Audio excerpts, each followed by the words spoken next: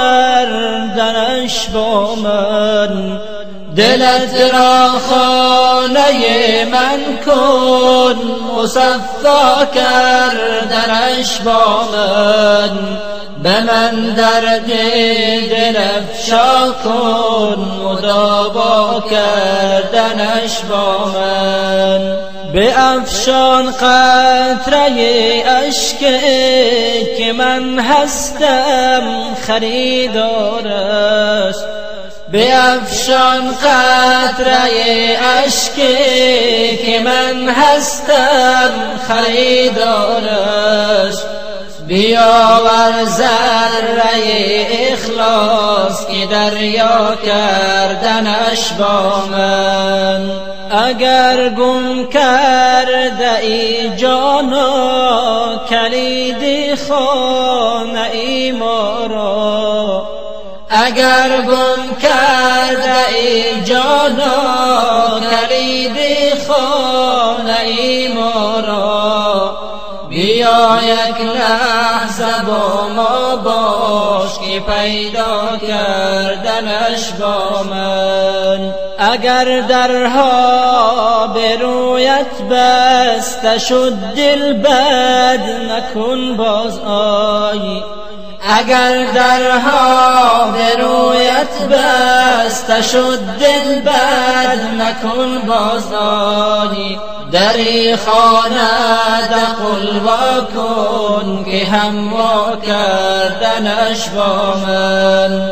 با ما گو حاجت خود را اجابت میکنم آن را، با ما گو حاجت خود را اجابت میکنم آن را، طلب کن آنچه را خواهی مهیا کردنش با من. الحمدلله رب العالمین ولا حول ولا قوة إلا بالله العلي العظيم، والصلاة والسلام على سيدنا وحبيبنا وشفيعنا محمد وعلى آله وأصحابه وأتباعه الطيبين الطاهرين. السلام عليكم ورحمة الله وبركاته. برادرای عزیز و گرامی، شما را به این روزی پرثواب و روز بندگی خدا و یکی از روزهای خیلی خوب خداوند تبریک و تهنیت میگویم و خدای مهربان خواهش و تولای آن داریم که این ساعت را خداوند از شما قبول بگرداند و هر یک امیدی که در دلهای شماست الله داناست، خداوند از شما برآورده گرداند.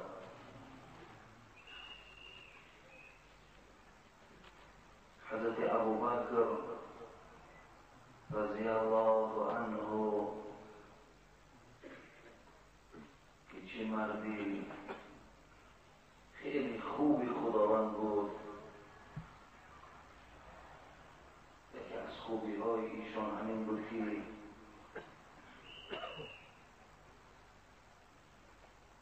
همنشین با رسول اکرم صلی الله علیه و سلم بود و دوستای رسول اکرم صلی الله علیه و سلم بود و خصوص رسول اکرم صلی الله علیه و سلم بودند. تمام وجود ایشان چنان وجودی بود که کسی از بندگان خدا در این دوره 63 سال حیاتی که سپری کردند آزار نیافتند نه از دست ایشان، نه از زبان ایشان.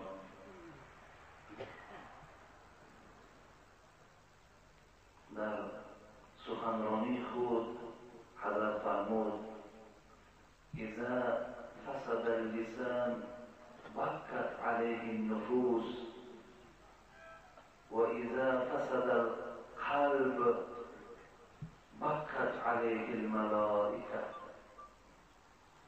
حضرت ابوبکر میگویند اگر زبان فساد شود همان بدن همیشه گریان است و اگر دل فساد شود تمام ملائکه ها گریان می شوند. از خدای مهربان خواهان او هستیم که خداوند زبان و دل ما را سالم و سلامت نگه دارد و از فساد شوی زبان و دل خدای مهربان ما را محافظت نماید. زبانهای ما را چنان زبانی گرداند که همگان دوستدار و اشتیاقی بر آن زبان داشته باشند و از دلهای ما خدای مهربان حسد و کینه و عداوت و بدبینی را خدای برداشته بگردانیم.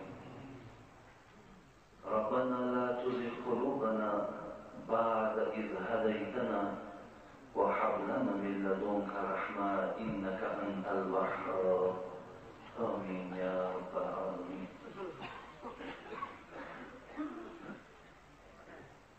برادر عزیز و گرامی، این جمعه ما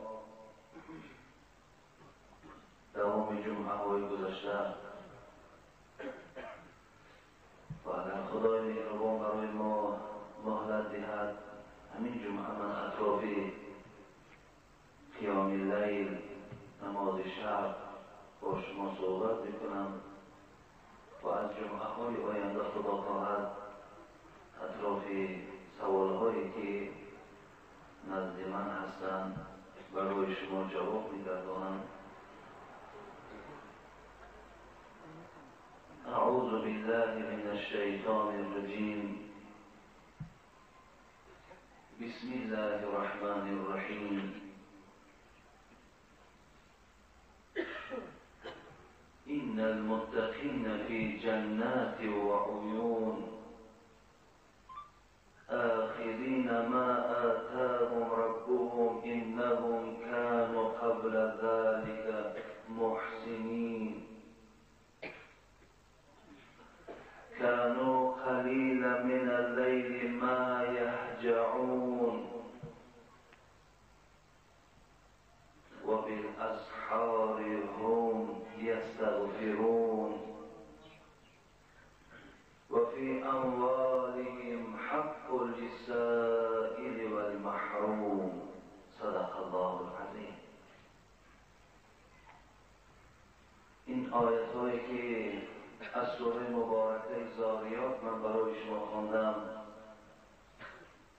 ما را خبردار می سازد از فیض آن کسانی که اکثر شب را به طاعت و به عبادت سپری می کنند. از شرف آنها، از فیض آنها این آیت های قرآن خبر می دهد. پیش از آنی که من تحلیل این سوره مبارکه، این آیت های مبارکه را برای شما تحلیل نمایم، موافق آن تحلیل ها و تفسیر هایی که مفسرهای گرامی ما کردند میخواستم یک چند مصرع ایجادیات حضرت مولوی را برای کسانی که نماز شب دارند خوانم و بعدا از پی تحلیل این آیت قرآن شده. خیز ای سالک و شب در ذکر حق بیدار باش. خیز ای سالک و شب در ذکر حق بیدار باش. راهروی راهی حقی غافل مشو در کار باش. همدری توبه گشاده همدری فیض ازل، یاد عصیان کن سحرگاهان و استغفار باش. روز فارغ نیستی از کسب و کار زندگی، روز فارغ نیستی از کسب و کار زندگی. شب به یاد فکر و ذکری حضرت جبار باش. از ادب نبود که او بیدار و تو خوابی دراز. از آداب نیست. از ادب نبود که او بیدار و تو خوابی دراز. درد او در دل اگر پیداست با دلدار باش.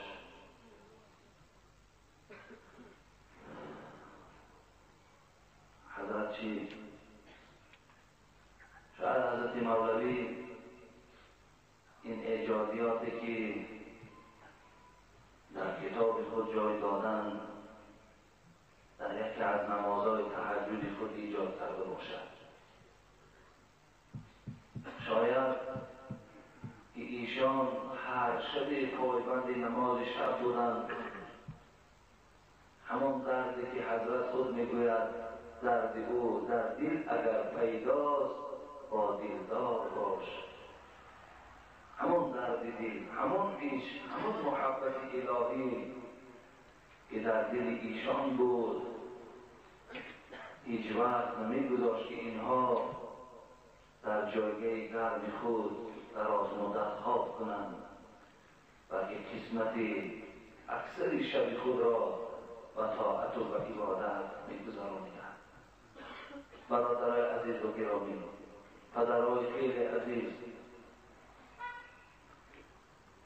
جمعه های گذشته من قید کرده بودم که دوستای خدا، بنده های نیک خدا 5 وقت نماز وقتی میخواندن خود را خیلی در خجالت حس میکردن وقتی در برابر این نعمت‌هایی که مشاهده می‌کردند، در برابر این قدرداد پروردگار، در برابر این قدر مهربانی‌های خداوند 5 وقت نمازی که ادا می‌کردند و این سیر نمی‌کردند و این تشنگی خود نمی‌شکستند، بلکه باز از قسم شب تا به روز و آن خدای مهربان راز میگفتند. رسول اکرم صلی الله علیه و آله و سلم در حدیث مبارک میگفتند علیکم بقیام اللیل فانه دأب الصالحین قبلکم. ای بنده های خدا، شما با قیام لیل باشید، شما پایبند نماز تهجد باشید، شما شب را با پروردگارتان رازگویی کنید، طاعت کنید، دعا کنید، طلب استغفار کنید. فانه دأب الصالحین قبلکم، زیرا که این آداب تمام بنده های صالح خدا پیش از شما بود.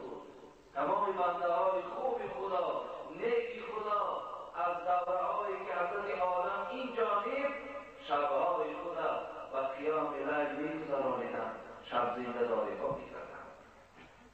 ما هم حبیب خدا گفت ایستادند که شما هم پیروی آداب اون مردهای صالح شدید، شما هم پیروی آن مردهای خوب خدا شدید که در پیشگاه پروردگار عزیز و معتبر کردید. در دوام حضرت گفتند و قربت الی الله، شما فراموش نکنید گفتند که این شب زنده‌داری که خیلی کار مشکل است، این نمازی که شما در یک قسمتی از شب میخوانیم خیلی دشواری ها دارد، ولی که قربتون الله شما را با پروردگارتان نزدیک میکند. محبت شما، محبت خداوند بالای شما می شود وقتی که شما اگر قیام لیل داشته باشید، شما نماز شب داشته باشید. و تکفیر للسیئات، حبیب خدا گفتن این نماز شبی که فرزند عزیز بنده خدا وقتی تو میخوانی فراموش نکن که فقط و فقط مبارزه علیه گناههای تو میبرد. تو نماز خوانده ایستاده ای، هزارها لغزش و گناهی دارد، خداوند با خاطر و با این فیض نماز شب همش کوبه میکنه، نابود میکنه، تو درک نمی. تکفیر للسیئات منهاتون عن الإثم. حبیب خدا گفت نماز شب چنان توفیق برای تو میدهد، چنان هدایت، چنان محبت در دل تو پیدا میکند که تو گناه کردن را بد ببینی، دیگر گناه کردن نمی‌داری.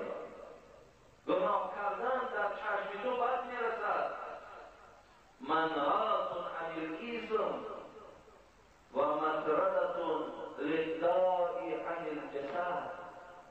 حبیب خدا گفتن دیگر خوبی این قیام لیل نماز شب این است که بدنهای شما را پروردگار طبابت میکند، تنهای شما بهدرد میشود.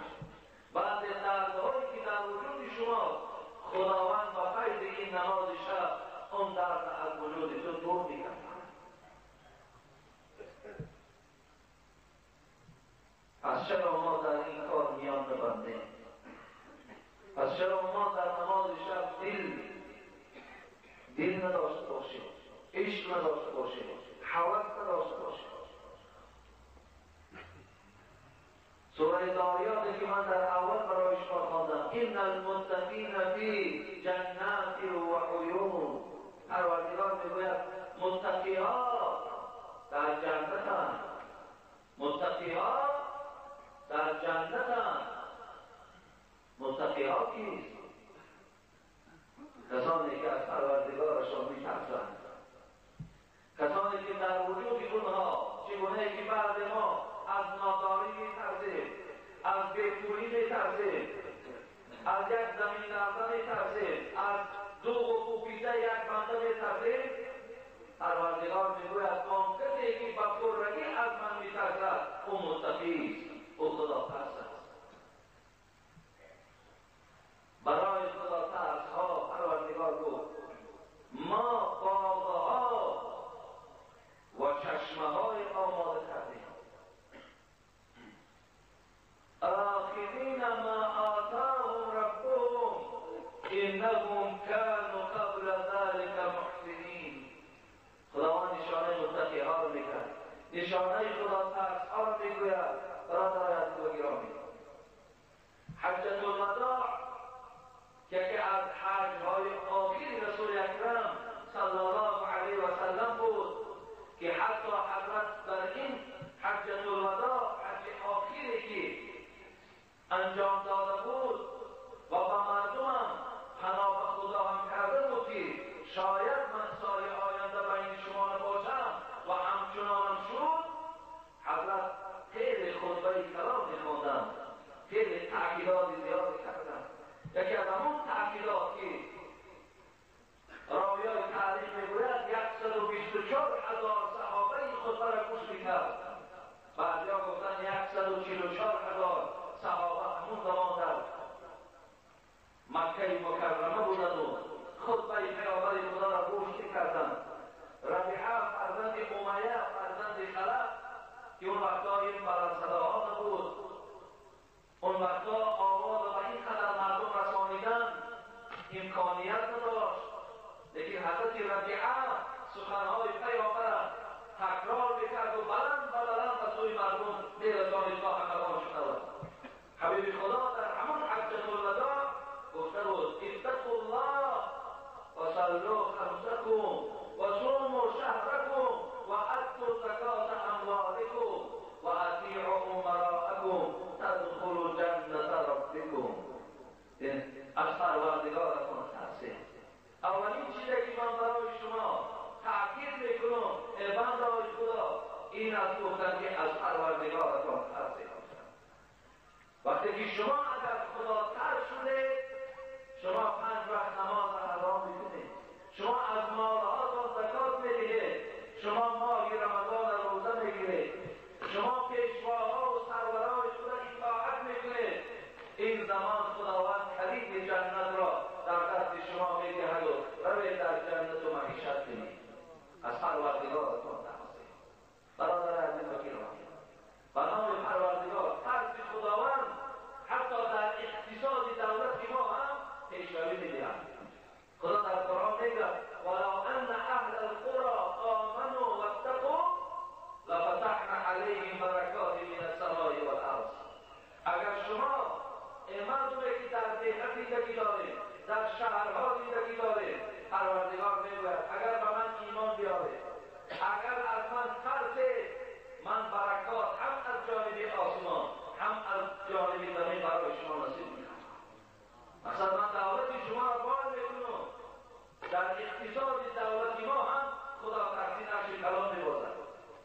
به خاطر خدا ترسی بندگان خدا پروردگار تمام کریزیسی که روی دنیا را فرا بگیرد همه کریزیس از بین دور میکنند. اگر انسانها رو به سوی خدا بیارند، اگر انسانها خدا ترس شود و من یتق الله یجعل له مخرجا. خدا میگوید اگر شما از من ترسید هر مشکلاتی که دارید همه دروازه‌های مشکلی روی میشود، گشاده میشود. عبدالله بن مبارک همه ما شما شناس حضرت میگوید وقتی بلند یک کوه میگذشتم نیا کردم یک چوپان بچه را که دنبال گوسفندهای خود میگشت. ذوق آمد و گفتم که این مرد دنبال گوسفندها را گرفته است، این به خداوند شناسایی ندارد، این به خدا شناس کنم و پایبند امرهای خدا کنم. به خاطر ثواب نزد این چوپان آمدند و از چوپان پرسیدند چوپان بچه برادر عزیز، یک انسانی که در عدیر در دنبال گوسفندها بود آیا بینید ذکاوت و فهمیشه که این کودکی که در دنبال گوسفندها داشت امروز در بچه‌های داخل شهر نیست. این ذکاوت و این فهمیش و این خدا ترسید که در یک بچه کوهستانی بود. عبدالله بن مبارک آمد و پرسید، گفت پروردگار را میشناسی؟ گفت ولی حضرت میشناسم. گفت چه میشناسی؟ گفت همین گوسفندها را میبینی؟ گفت میبینم. همین گوسفندها گفت احتیاجی به نگاه و بین دارند، احتیاجی به پاسبان دارند تا که از شر گرگها اینها را محافظت کنند. درست و بله درست. پس اینقدر مخلوقی که در روی دنیا اگر اینا محافظ نداشته باشند چی میشود؟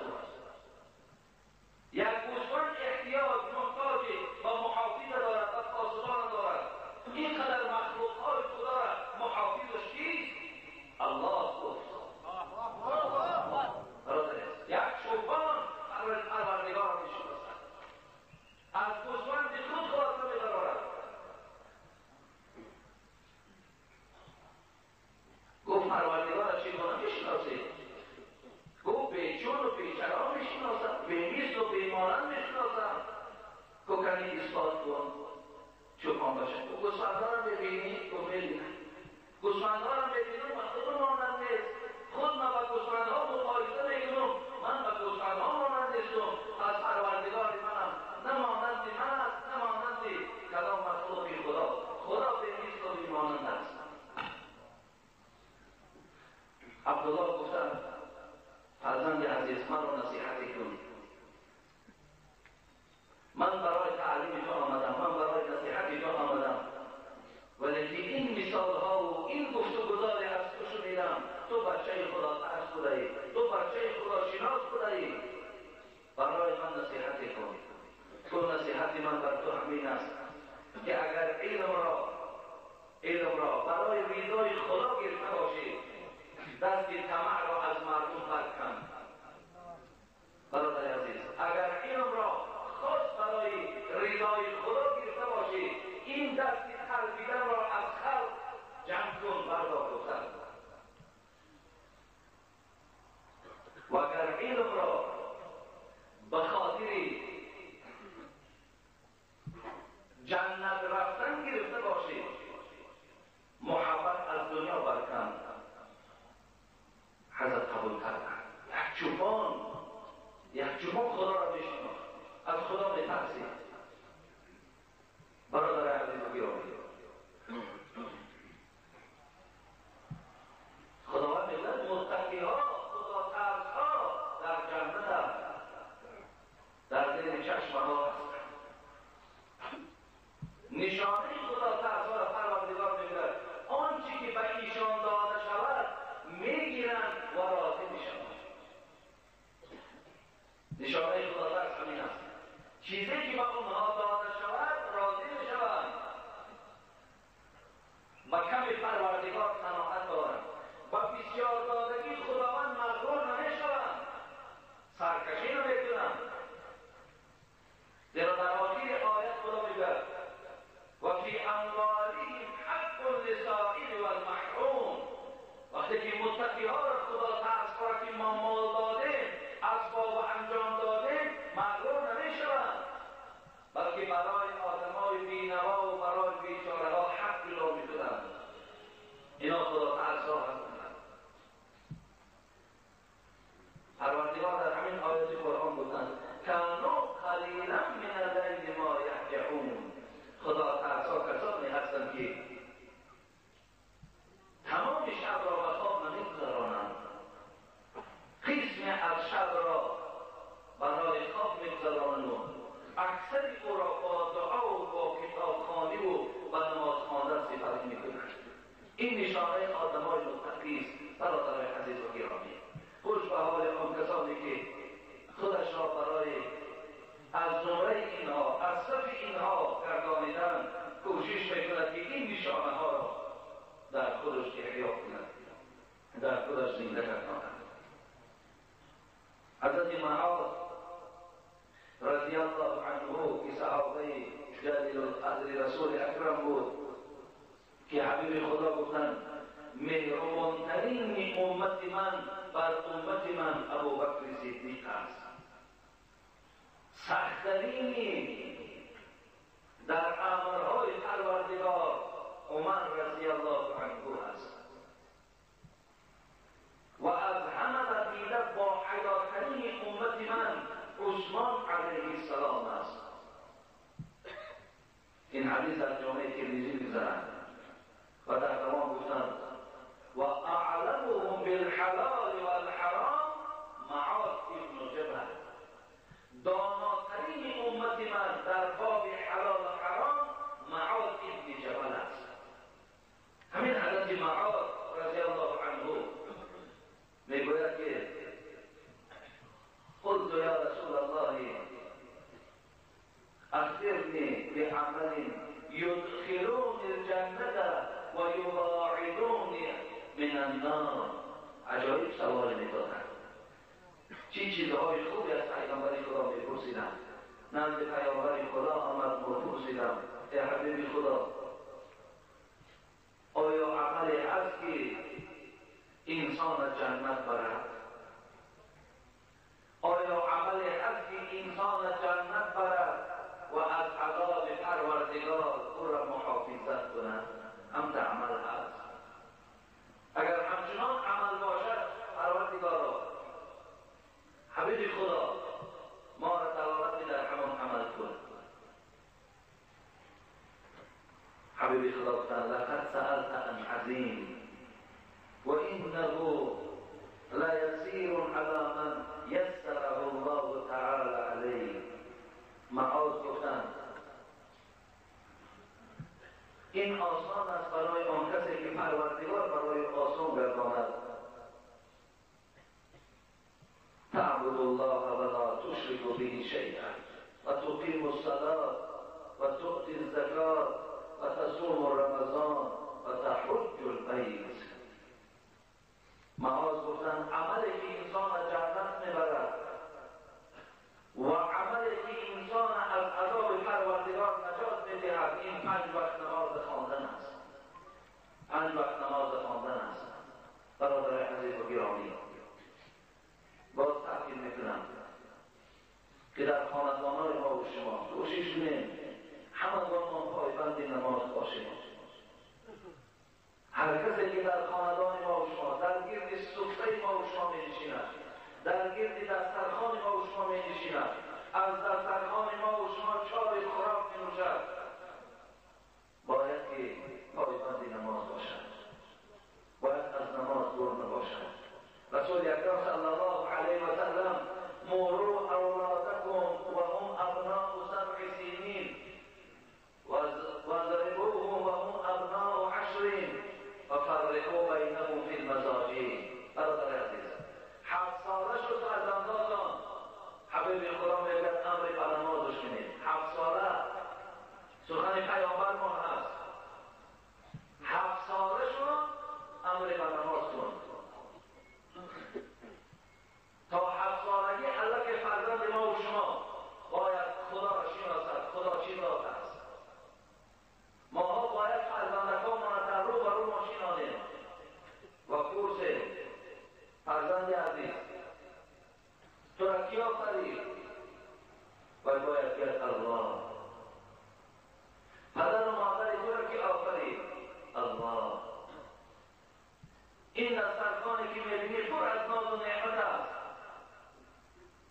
این ناز و نعمت، این رزقی که برای ما جدا کرده است، کی جدا کرد؟ الله. فرزند عزیز، وقتی این ناز و نعمتی که ما تو میخوریم و راحت میکنیم، پس پیدا کنندش که الله باشد. الله را دوست نداری؟ بله دوست ندارم. دوست داشتن الله را در دل ما جای کنیم. آیا کدام ذات است که تو را در عمل جا می‌بیند؟ الله است. این از فرزندان باید متعلم دید. حبیب خدا 7 ساله شد امر به نماز کنید، در نماز شما قائم باشد. 10 ساله شد و نماز نخواند، شما یک کیلچه را گرفته و او را تهدیدش کنید، ضربش کنید، ترسانیدش تا که نماز خواند. و حبیب خدا در جایگاه خواب شده هم جدای کنید. دیگر کودک از 10 سالگی حقوقی در پهلوی پدر و مادر خواب کردن ندارد. بچه‌های ما و شما در پهلوی خواهرای خود در این 30 سال دیگر حقی خواب کردن ندارد. جایهای خوابشان جدا بشن. معاذ گفتن 5 وقت نماز ولا تشرک به شیئا، با شرطی که شرکی به توی خدا نیاری، تو را جنت میبرد. و این چنین ماه مبارک رمضان روزه داشتن، اگر مالدار باشی زکات ده. برادر عزیز و گرامی، از مال زکات جدا کن. اگر شرایط داری رو خانه کعبه را زیارت کن.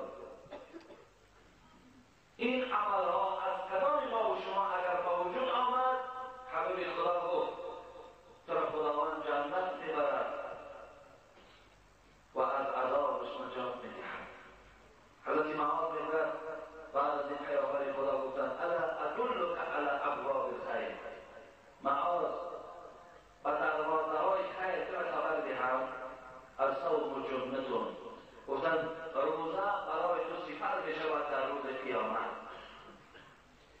الصدقه تطفئ الخطیئه کما یطفئ الماء النار. یکی خیر احسانی تو خطاهای تو را چگونه که آب آتش را خاموش میکند، همچنان خیر احسانی تو همه خطاهای تو را نابود میکند، میسوزاند، ناپیدا میکند. و صلاة الرجل فی جوف اللیل. سیوم دروازه خیر حبیب خدا گفتند نماز شب وقتی که تو و او طالبان باشید. بعد از آن میگه آیتی تتجافى جنوبهم عن المضاجع را خدا حبیب خدا میگه تلاوت کرد.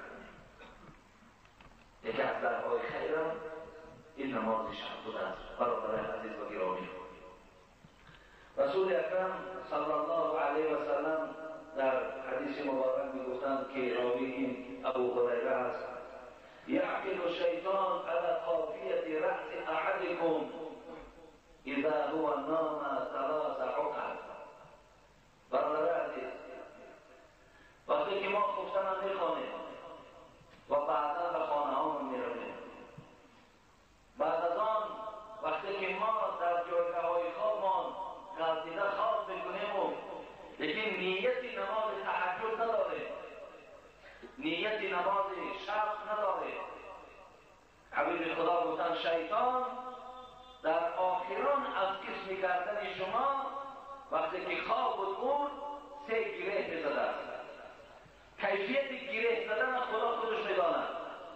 فقط صاحبای کتاب میگوید که یکی از موضعهای با قوت برای انسان که همین پس گردن است، همین موضع را 3 گره میزده است. حبیب خدا میگوید ثلاث عقد یضرب على كل عقدة عليك ليل طويل فرقود.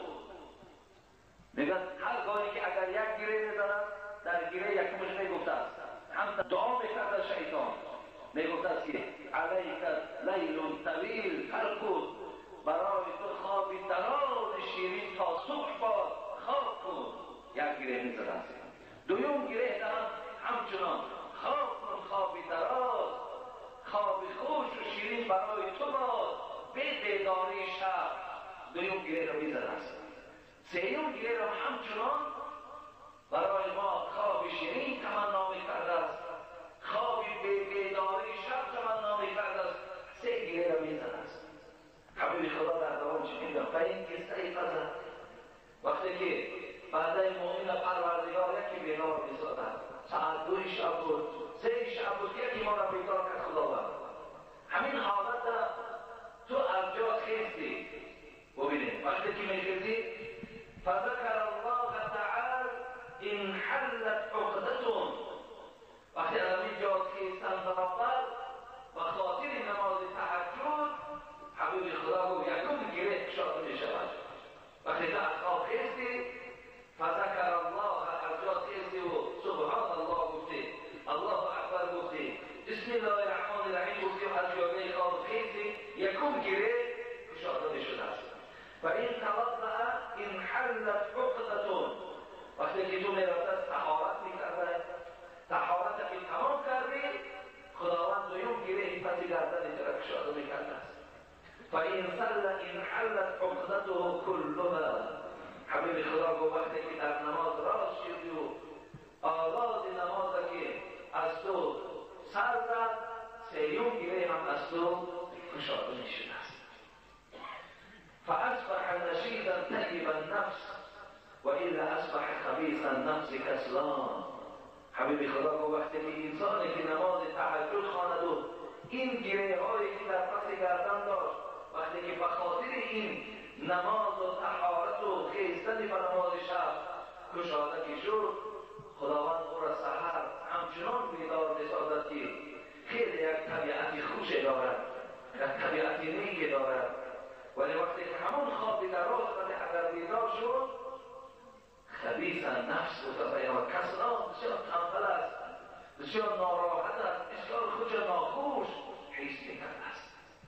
ببینید حتی خیستنی قسم شب برای نماز تهجد هم بر بدنهای ما سبکی میآورده است، در بدنهای ما تباهت میکرده است. در دوام رسول اکرم صلی الله علیه و سلم که عبدالله بن سلام میگوید اولین باری که رسول اکرم مدینه آمد از مکه، اولین جمله‌ای که در بین مردم مدینه گفتند این چه بود؟ یا ایها الناس افشوا السلام و اطعموا الطعام و اطیبوا الکلام و صلوا والناس نیام تدخلوا الجنة بالسلام.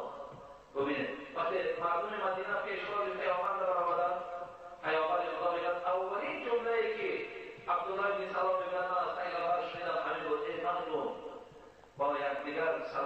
به قواق کنه قواق نداشته باشیم.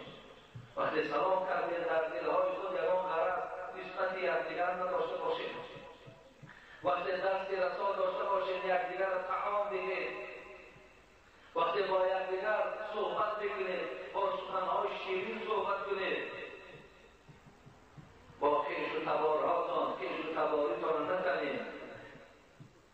و در آخر حبیب خدا گفتم وقتی انجام این کارها که شد تدخلوا جنت ربکم بالسلام، شما داخل جنت پروردگارتان شوید با السلام علیکم و رحمت الله. برادر عزیز و گرامی، اطراف نماز شب خیلی و خیلی حدیث های بیشماری وجود دارد که و 2 جمعه و 3 جمعه و 5 جمعه و شما انجام دادن نمیتونیم، ولی که برای انسانی که اگر کفایت کند آنچه که 2 جمعه قبلا گفتیم و آنچه که حاضر برای شما بیان کردم انشاءالله کفایت بکند. حتی رسول اکرم رحم الله رجولا، خدا رحمت کند همان مردی را که شب از جاگه خوابش خیزد و رحمت کند خدا همان مردی را که شب از جاگه خوابش خیزد و نماز تهجد خواند و عائله خود هم بیدار کند. گوید خانم عزیز وقتی راز با پروردگار است، وقتی ساعتی است که رحمت پروردگار در آسمان دنیاست، هر چی خواهی خدای مهربان میشنود، خداوند از تو قبولش میکند. خیلی نماز بخوان.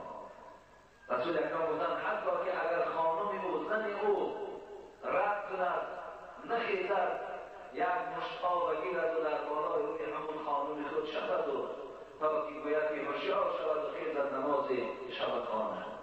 و همچنان در دوام حدیث حبیب خدا گفتند خدا رحمت کند همون زنی را که خود میخیزد و نماز تهجد را میخواند و بعد از آن مردک خدا بیدار میکند خیلی برای نماز شب. اگر نخیز یک مشت آب بگیرد و در بالای روی شوهر خود باشد و گوید تا که هوشیار شود و خیزد نماز شب خواند. تا این اندازه را حبیب خدا راهها جستند، تا این اندازه را برای ما خبرها دادند تا که ما پایبند نماز شب باشیم. برادر عزیز انشاءالله شما اگر پایبند نمازهای شب باشیم در چهره شما خداوند زیبایی می‌دهد، در چهره شما خداوند نور نصیب می‌کند. انشاءالله کارهای شما را اون کارهایی که در دنیا داریم در معامله دنیایی داریم همه را پروردگار مهربان مشکلاتش را دور می‌کند وقتی که شما اگر نماز شب داشته باشید. نمازهای شب شما اذان ندارد، قامت گفتن ندارد، اینا نمازهای نافله هم ندارد. اگر خوانیم ثواب میگیریم، نخوانیم هم گناهگار نمیشیم، ولی که خواندنش برای ما افضل است، ولی که ادا کردنش برای ما خوبتر است. زیرا هر چی ثوابی که از این دنیا ما میگیریم برادر عزیز خیلی کم و کم است در برابر آن محشرگاهی که ما و شما را راست میکنند، در برابر آن سوال و جوابی که ما و شما را در داخل قبر میکنند. زین خاطر چقدر اگر ما توشه ها ما قوت باشد، چقدر اگر ما را حیای آن بیشتر باشد، این برای ما و شما عزت میبخشد، این برای ما و شما راحت میبخشد. شما میتوانید 2 رکعت خوانید. نمازهای تهجد حبیب خدا 2 رکعت گفتند. حتی پیغمبر خدا که نماز تهجد در شب میگفت خواندن میتوانید که در صحیح مسلم روایت مسلم است در روز میگوید 12 رکعت قضا میداشتند. اگرچه برای پیغمبر خدا نماز تهجد فرض بود، برای امتاش نافله است. 2 رکعت میخوانیم. چند تایی که تو قوت دارید 2 تا میخوانید، 5 تا 6 تا میخوانید، 8 تا میخوانید، 10 تا میخوانید، 20 تا میخوانید. خدا رحمت کند انوار کشمیری در فیض الباری شرح صحیح بخاری می‌آورد که یعنی هیچ حد ندارد، چند رکعتی که انسان اخلاص دارد، محبت دارد، خواهش دارد خواندن گیرد ثواب نماز تهجد خدا در نامه اعمالتان می‌دهد. حتی 2 تا هم می‌خوانید کفایت می‌کند از گردنتان ساقط می‌شود. حتی شما اگر از شب باری نداشته باشید بعد نماز گفتن دارم که اگر 2 رکعت خوانید خوابم بگیرید همون ثواب میگیرید، ولی اون فضل و اون فیضی که در آن قسم میشود البته با ما و شما برابر شدن میتونیم.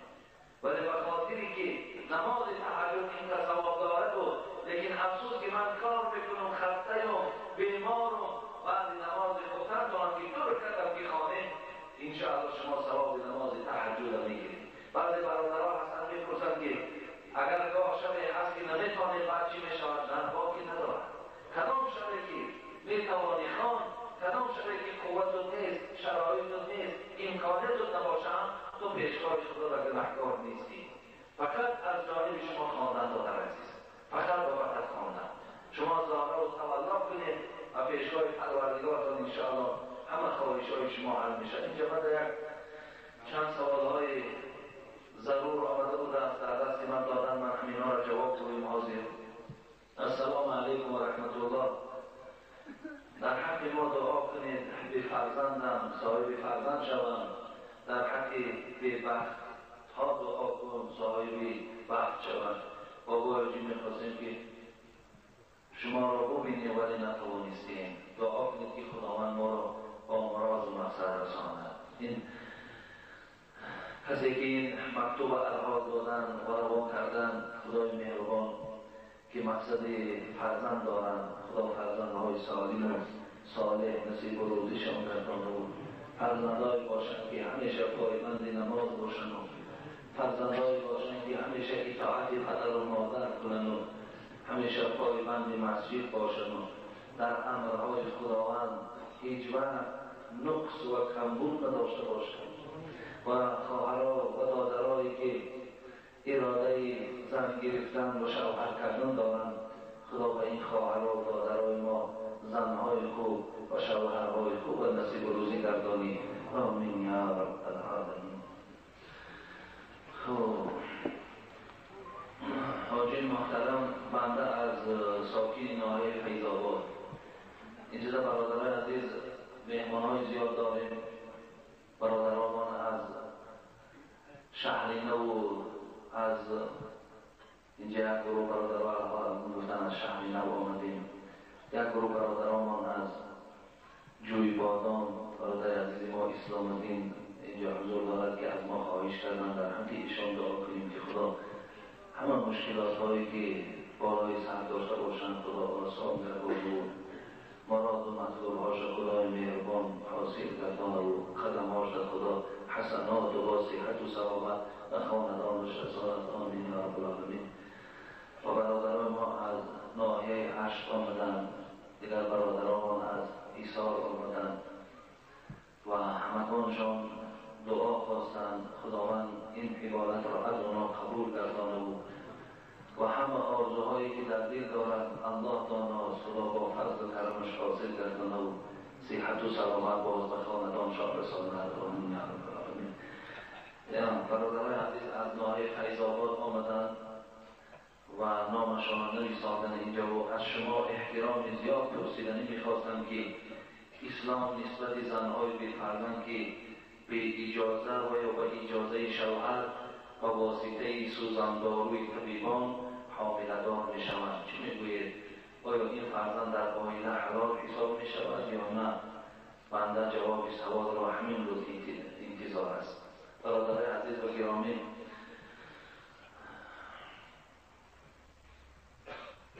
این دادن ما خواهش و فکر محمد فهمیدیم، یعنی با طریق سنتی حامله دار کردن زنها هست راههایی که از نطفه خود مرد میگیرن. یعنی وقتی که در زن کودک نمی شود طبیبان میگویند که اگر ما با طریق سوزندار و با طریق من اوکال گوییم، اگر از نطفه مرد گیریم و در رحم تو جای کنیم تو حامله دار میشیم. این حالت درست است. اگر از خود نطفه شوهر گیرن، از همون آب مرد اگر گیرن و در رحم خود عائله همون مرد جای کنن، این فرزند حلالی است. برادر عزیز، این فرزند درست، این فرزند شما هست و در این یگان گناه و یگان جنایت البته وجود ندارد. ولی وقتی زنها با طریق همون سوزندارو از دیگر مردها اگر حامله دار شوند، اینش زنا است. چی خود اون مرد او یک جای شود، چی با طریق سوزندارو را حامله کنند، هر دوش برابر زنا است. ولی از خود شوهر و زن درست است. اینش یکان گناهی ندارد. برادر عزیز، برای درست است. بسم الله الرحمن الرحیم. السلام علیکم حاجی مرزا و اهل نمازخوان‌های نماز جمعه. خدای تعالی شما و اهل عائله شما را نگهبان باشد، از بلاهای روی زمین و آسمان در پناه خودش نگه دارد. ما استقامتمنده شهر دوشنبه اگر حاجی میرزا التماس با این سوال من پوره جواب بده. من عائله دارم ولی عائله‌ام رو در زندگی خودم انتخاب کردم. پدر و مادرم دیگر دختر رو بر من پیشکش کردن.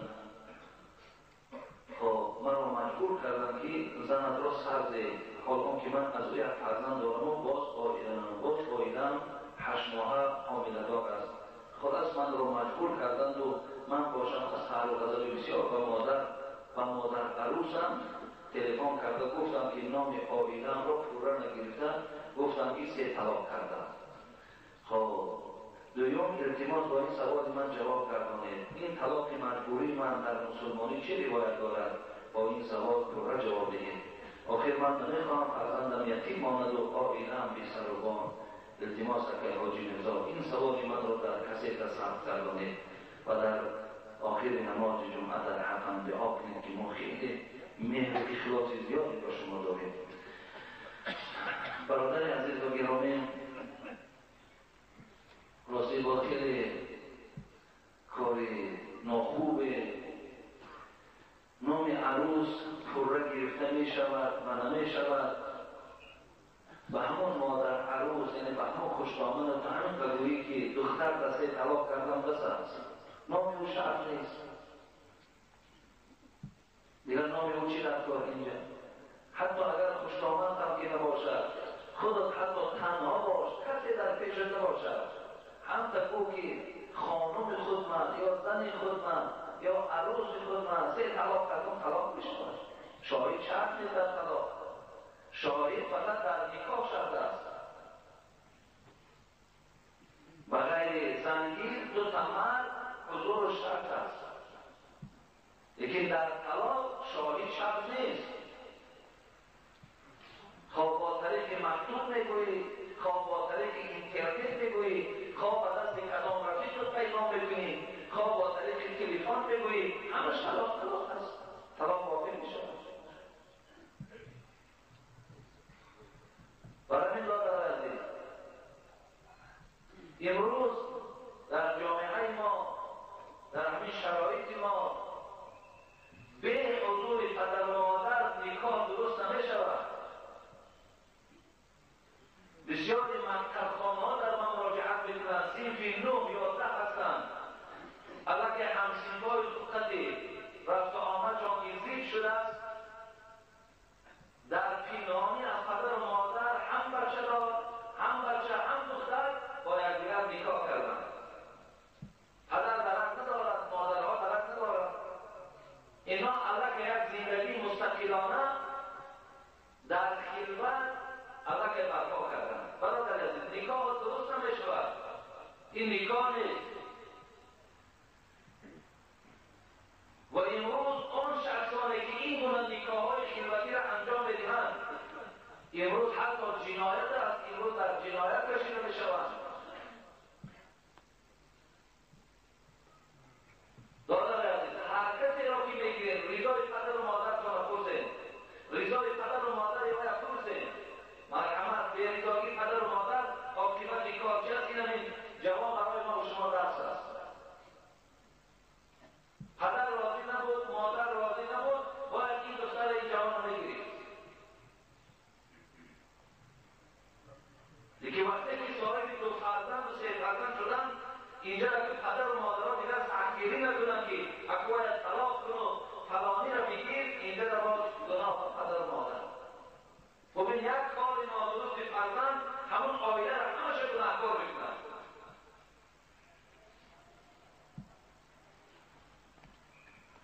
برای این برادر عزیز، شما در مرکز مراجعت کنید. من در باب طلاق و کسی چیز فتوا داده نمیتوانم. شما مرکز اسلامی در رفته اونجا در اداره مخصوص وجود دارد در باب طلاق و نکاح، شما همونجا رفته بیان کنید، راهاش باشد. طلاقی که با طریق مجبوری کرده ای در مذهب خودمان طلاق مجبوری طلاق است، ولی در هست راههایی که با طریق اجباری طلاق نمیشود، هست راهاش. لیکن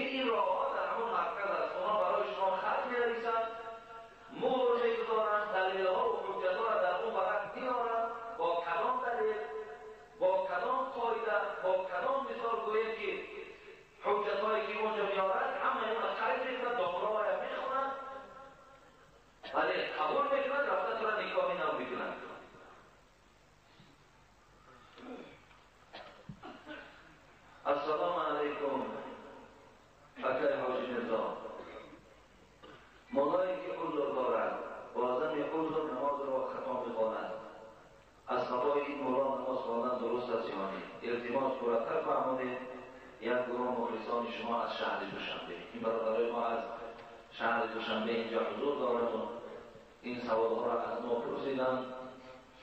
من در اطراف این برادرای عزیز چندین بار برای شما بیان کردم که مولایی که عذر داشته باشد یا مولایی که اگر خطا خواند از پس اون نماز خواندن درست است یا نیست، من چندین بارها گفتم برادر عزیز، مولایی که خطا خواند باید مولا نمیگویند. شما مولا را فهمید. آدر مردم ما همین یک کس جادو میکنند، جادوگر کافر است، همون جادوگر را مولا میگویند، میگن ملاقیش کردن. نه برادر، باید جادو کردن گویید، شما گناهکار میشوید. مولا کسانی را میگویند که اونها قایمت امر خدایند، اونها از خدا میترسند، اونها در راه پروردگار جدی‌اند، اونها به خاطر دنیا آخرت را نمیفروشند. این را مولا میگویند. برای این وقتی شما مولا میگویند یا مولا میگویند، بر یک کس وقتی اخلاص میبندید شما دانسته گویید کی مولا است کی دامولا است. برای این آن شخصی که خطا میخواند بازم این کسی را نمیگذارد که او از او در گویم دانشمند و خوبتر و داناتر است، ولی محراب یا گویم محبت دنیا یا ریا باید نمیگذارد که کسی را از خود پیش دارد. باید مولا نمیگویم. مولا کسی هستی وقتی که خودش میبیند در برابر دیگران در علم و در تقوا کمتر است، میگه فرزند گردید این محراب حق توست حق من نیست، من فردا پیش خدا دارم. چی رو میگم این قدر مردم از پس من نماز میخوانند. باید مولا نمیگویم برادر عزیز. پر از این شخصانی که اما روزای از سمزبان است میگن، پر ایتری سمزبان است.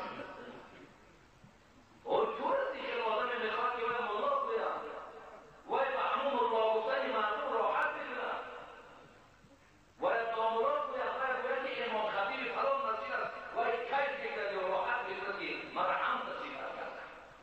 برادر عزیز و خدا قدر در تاریخ میخوانید انسانان از محراب میترسیدند، نماز از پیش نمیدرآمدند، ولی امروز این قدر برای محراب جنجال است.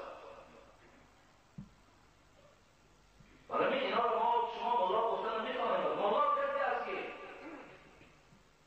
قرآن درست میخواند، مولا کسی است که از احادیث رسول اکرم درک دارد، مولا کسی است که فرض میداند، واجب میداند، سنت میداند، قاعده هاش کسی نماز میخواند کدام عمل فرض است کدام عمل واجب است. مولا از همه بالاتر آن کسی است که آن چی میداند و او عمل میکند. این مولا است. من مولای گفته و خیانت کرده مردم طلا و تارات جونی طمع داشته باشی این مولا کی ده برادر عزیز. گفتم محمد صاحب ایرانی مشهور صاحب فریبی فضل عمامه ظاهری اکو سرش کلام باشه بود، سر و فارمش زیبا و خوشگو باشه، و سر و فارمه و بسره کلام انسان نورا می شود. حضرت گفتن محمد صاحب ایرانی خود چه گفتن؟ صاحب گفتن اگه مبادای همتر سله های کلام دیدی و جیلک های زیبا دیدی و لیکن در داخل چیز از معرفت وجود نداشته باشد تو گرفته اونها نشد. مخور صاحب فریبی فضل عمامه ظاهری که در گنبد به مغزی صدا بسیار میپیچد. گنبد را نگاه کن مغز ندارد که صدا شنودی. برای این محراب جای از برادر عزیز، محراب جای حقیقت بیان کردن است. محراب جای تعلیم دادن بنده های خداست، نه جای افتخار است، نه جای طمع است، نه جای دو است. که بسیار چیزا ما میدانیم، افسوس که در بین شما اون گفته ها را درستی بار من دایق نمیدانم، چی چیزهای ما نمیدانیم در اطراف این محراب. ولی این قدر میدونم که برادر عزیز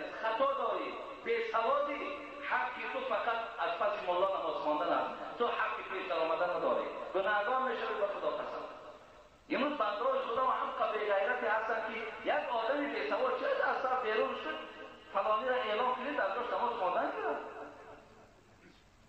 و قوم شما هزارها آدمه، صدها آدمه، یکدیگر کسی مشورت کنید چینه گوییم که برادر عزیز که ما نماز میخوانه، این نماز توشه آخرت ما هست. همین برادر عزیز ما که اول به خوبی نگوی، به خوبی که نشد و قبول نکرد، بعدا یک مشورت بگیرید، یک مجلس بگیرید، یک آدم خوبی با تقوا را پیش می‌دارید، از پس نماز خواندن بگیرید. به این جنگ من، به این جنجال من یا به این سخنهای سخت من هیچ‌وقت اون محراب را نمی‌پذیرم. و کار شما را برادر عزیز. من این قدر که حقیقت آنچه که است بیان می‌کنم که فردا باز برای خود میدان مسئولیت باقی نمانند. لیکن حل این کارها به دست شما است. خب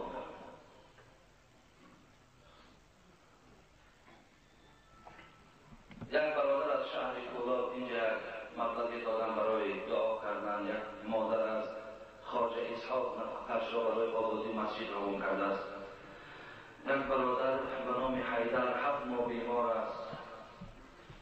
در حق داملا برادر ما داملا جمال الدین هم خیلی انسان شریف هم، خیلی انسان خوب هم. خدای مهربان خاتمش هم بخیر کنه و عبادتاش قبول کنه و خدا شفای کاملش نصیب کنه و فرزندکاش خداوند مثل خودش انسان با تقوا و خدا ترس رسانه. یک برادر از دنبره اینجا در یک مبلغ دادن.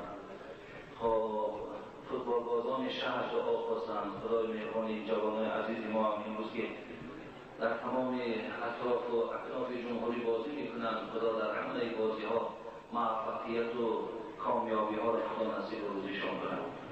خب در مسجد